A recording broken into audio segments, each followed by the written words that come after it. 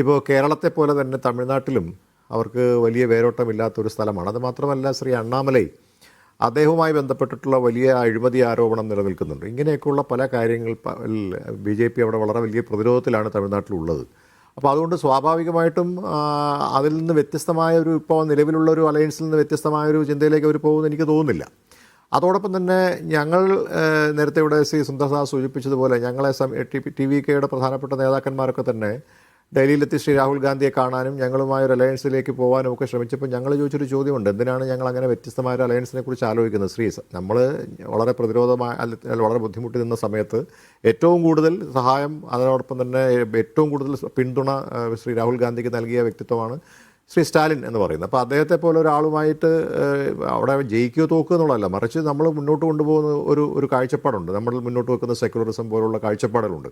അപ്പോൾ ആ മതേതരത്വ കാഴ്ചപ്പാടുകൾ പിന്തുടർന്ന് മുന്നോട്ട് വരുന്ന, അതോടൊപ്പം തന്നെ രാജ്യത്തെ ഒന്നായി കാണുന്ന, ചില പ്രത്യേകമായിട്ടുള്ള വാദങ്ങളൊന്നുമില്ല, അല്ലെങ്കിൽ ഭാഷാവാദം പോലുള്ള വാദങ്ങളൊക്കെ ഇല്ലാതെ വളരെ വളരെ ഓപ്പണായി തന്നെ കാര്യങ്ങളെ കണ്ട് ഞങ്ങൾ മുന്നോട്ട് വെക്കുന്ന, കോൺഗ്രസ് മുന്നോട്ട് വെക്കുന്ന ആശയങ്ങളെ സപ്പോർട്ട് ചെയ്യുന്ന ഒരു നേതാവാണ് ശ്രീ സ്റ്റാലിൻ. അപ്പോൾ അങ്ങനെയുള്ള ഒരു വ്യക്തിത്വത്തെ തള്ളിപ്പറഞ്ഞുകൊണ്ട് വേറൊരു നേതാവ് വിജയിക്കും, അദ്ദേഹത്തിന് ആളുകൾക്ക് ജനക്കൂട്ടം കാണുന്നു എന്നൊന്നും ചിന്തിക്കാൻ ഞങ്ങൾ തയ്യാറല്ല. അതുകൊണ്ടാണ് ആ ഒരു കാര്യത്തെക്കുറിച്ച് ആദ്യമേ തന്നെ ചർച്ചകളിൽ പോലും കൊണ്ടുപോകാതെ, ഒരു ചർച്ചയ്ക്ക് പോലും നമ്മൾ തയ്യാറാതെ നമ്മൾ മുന്നോട്ട് പോയിട്ടുള്ളത്.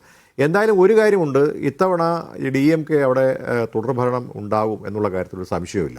അതിന് ഞാൻ നേരത്തെ സൂചിപ്പിച്ച പോലെ 2-3 ഘടകങ്ങളുണ്ട്. അതിലേറ്റവും പ്രധാനപ്പെട്ട ഘടകം എന്ന് പറയുന്നത് ജനകീയമായിട്ടുള്ള അല്ലെങ്കിൽ ജനപ്രിയമായിട്ടുള്ള പരിപാടികളും പദ്ധതികളും നടപ്പാക്കാനായിട്ട് സാധിച്ചു എന്നുള്ളതാണ്. അതോടൊപ്പം നമുക്കറിയാമല്ലോ, നമ്മൾ ചെയ്യുന്ന അല്ലെങ്കിൽ ഒരു ഭരണപക്ഷം ചെയ്യുന്ന പ്രവർത്തനങ്ങളിലെ തെറ്റുകൾ ചൂണ്ടിക്കാണിക്കാൻ ഒരു പ്രതിപക്ഷം അവിടെ ഉണ്ടാവേണ്ടേ?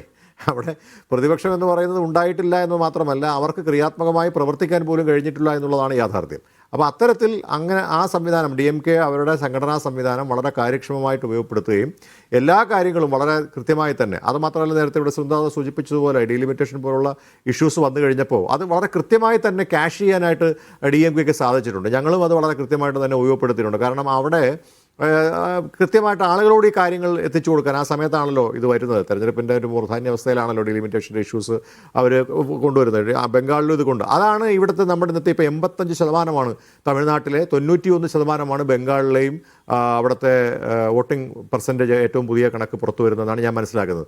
അപ്പോൾ 85% എന്ന് പറഞ്ഞാൽ കഴിഞ്ഞ തവണ എനിക്ക് തോന്നുന്നു 75-ന് താഴെ എങ്ങാണ്ടേ ഉള്ളൂ, ഒരു 74% മാത്രമേ ഉണ്ടായിരുന്നുള്ളൂ. അവിടെ നിന്നാണ് 10%-ലധികമുള്ള വർധനവ് ഇത്തവണ ഉണ്ടായത്. 85% മുകളിലേക്ക് അത് വരും. പൂർണ്ണമായിട്ട് കണക്ക് വന്നിട്ടില്ല, പക്ഷേ ഒരു 85-86% വന്നിട്ടുണ്ടെങ്കിൽ അതിൻ്റെ അർത്ഥം അവിടെ ജനങ്ങൾ കൃത്യമായിട്ട് വന്നിട്ടുണ്ടെന്നാണ്. അത് നേരത്തെ വിനയ് സൂചിപ്പിച്ചതുപോലെ അതിന് ഒരുപക്ഷെ SIR-നകത്തുള്ള അതിനകത്ത് ചില ഘടകങ്ങൾ നമ്മുടെ കേരളത്തിലുണ്ടായതുപോലെ ചില ഘടകങ്ങളുണ്ടായിരിക്കാം. എന്നാൽ പോലും ഇത്രയും അധികം ആളുകൾ അവിടെ വന്നു എന്നുള്ളത് ചെറിയ കാര്യമായിട്ട് നമ്മൾ കാണുന്നില്ല. വളരെ ശുഭപ്രതീക്ഷ.